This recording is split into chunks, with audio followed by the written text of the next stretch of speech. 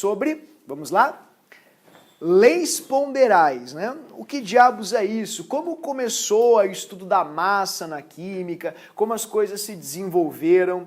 Pois o químico adora calcular uma massinha, pessoal. A gente não pode ver uma balança, a gente enlouquece, a gente quer botar a coisa em cima, a gente quer fazer diferença, a gente quer ver como as coisas funcionam, porque, olha, é bem compreensível. O pai da química, esse girondino aqui que foi decapitado pelos jacobinos em 1794, ele disse assim, que nada se cria, nada se perde, tudo se transforma. Na verdade, como eu te falei, esse é o resumo, né? Daquela galera que é assim, eu tenho o livro das leituras obrigatórias, vou ler o resumo.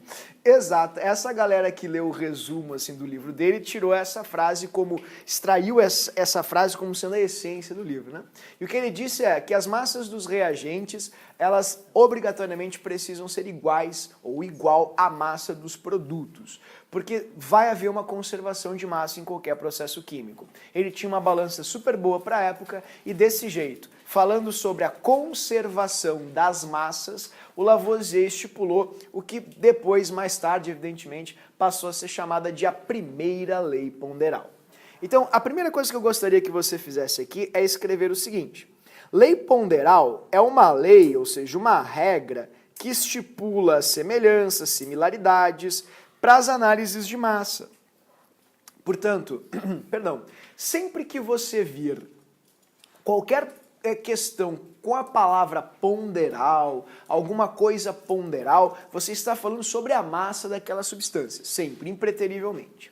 A primeira lei foi a mais simples e que a gente está assim, ó, careca de saber, cansado de repetir, que é nada se cria, nada se perde, tudo se transforma, tem que haver conservação.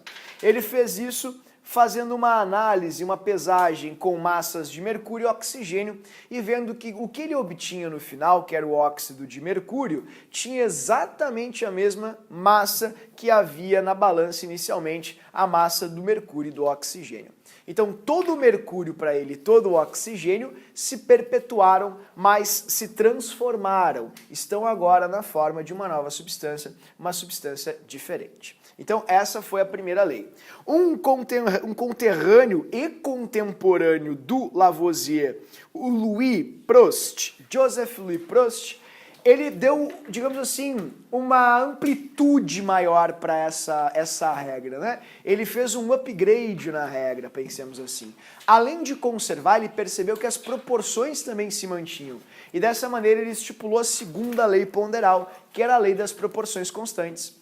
Ele percebeu que os reagentes e os produtos, eles sempre eram, os reagentes, né, reagiam entre si, os produtos eram formados sempre de acordo com uma proporção constante, ou seja, uma diferença de massa constante, fixa.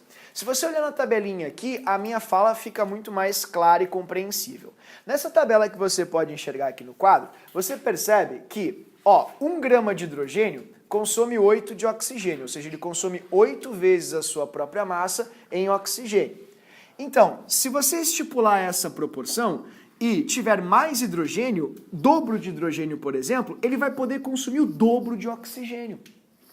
Se você tiver o quádruplo de hidrogênio, ele vai poder consumir até o quádruplo da sua massa em oxigênio, né? Ou desculpa, 8 vezes a sua massa, perdão, em oxigênio. Por exemplo, quanto que é 4 vezes 8? 32. Quanto que é 8 vezes 2? 16. Quanto que é 1 vezes 8? 8. Então, em qualquer cenário, em qualquer circunstância, a gente sempre vai ter 8 vezes mais massa de oxigênio que hidrogênio na reação de formação da água. Tudo bem? Então, por exemplo, olha que interessante esse conhecimento.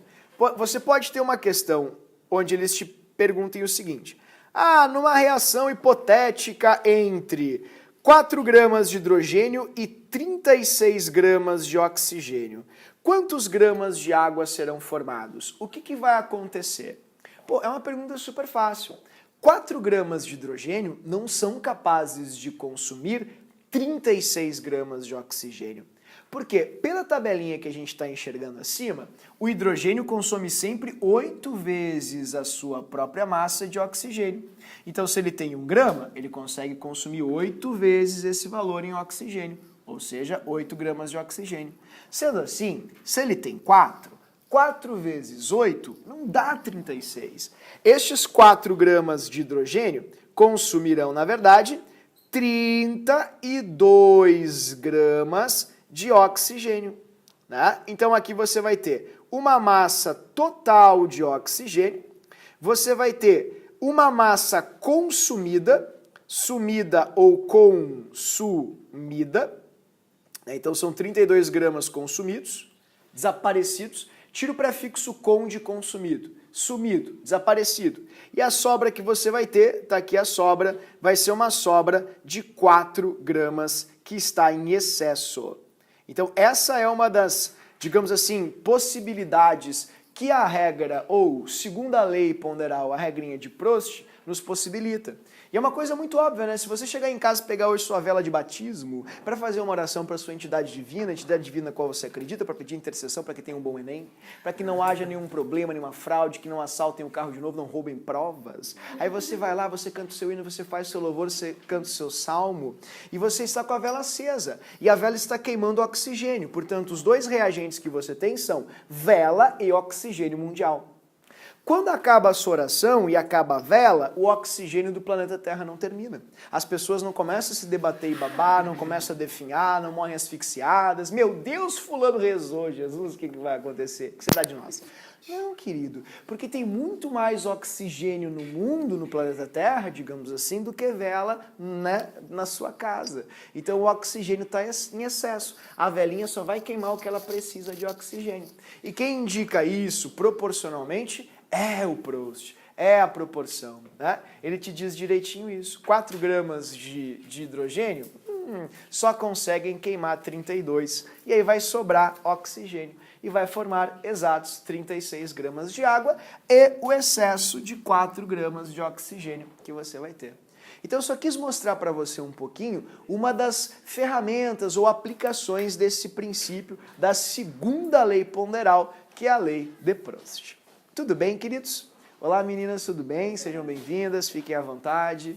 Olá, oi, Gabi, tudo bom? Fica à vontade, por favor. A última lei ponderal é a lei de Dalton. Ela é uma lei muito mais, como posso dizer, teórica do que efetivamente prática para Steckel. Ela só nos permitiu um conhecimento de que, por exemplo, você pode perceber numa reação química que existem fórmulas diferentes para certas substâncias. Foi assim que a gente descobriu na química, por exemplo, que o carbono ele é capaz de formar 2 óxidos diferentes, o CO e o CO2. Lembrando que nessa época, pessoal, o Dalton, por exemplo, acreditava que a água era HO e era um ácido. Veja só, não se tinha ideia de que a água era H2O, se sabia apenas que ela tinha hidrogênio e oxigênio, e ele nem sabia que a água era, enfim, anfótera, né, neutra, de pH neutro, mas poderia reagir com ácidos e bases, assim por diante. Então, ele achava que existia só uma substância entre carbono e oxigênio.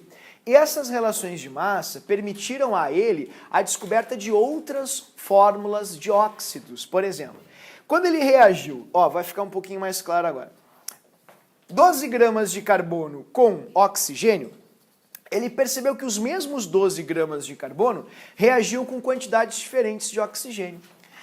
Primeira vez, os 12 gramas de carbono consumiram completamente 16 gramas de oxigênio e se transformaram numa substância.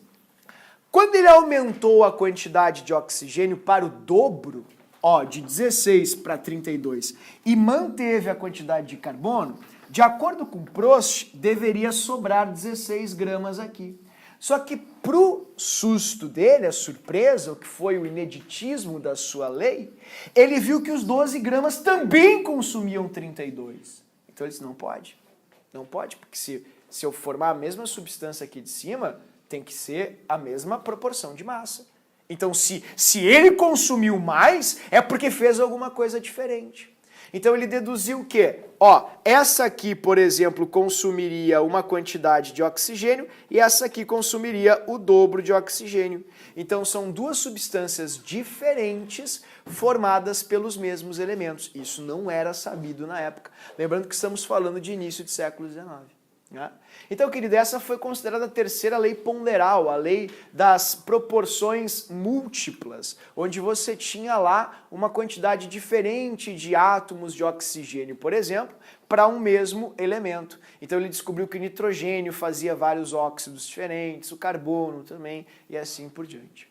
Então foi só um contextozinho histórico para você ver as três leis ponderais, e de fato elas bebem numa mesma fonte, que é: nada se cria, nada se perde, tudo se transforma.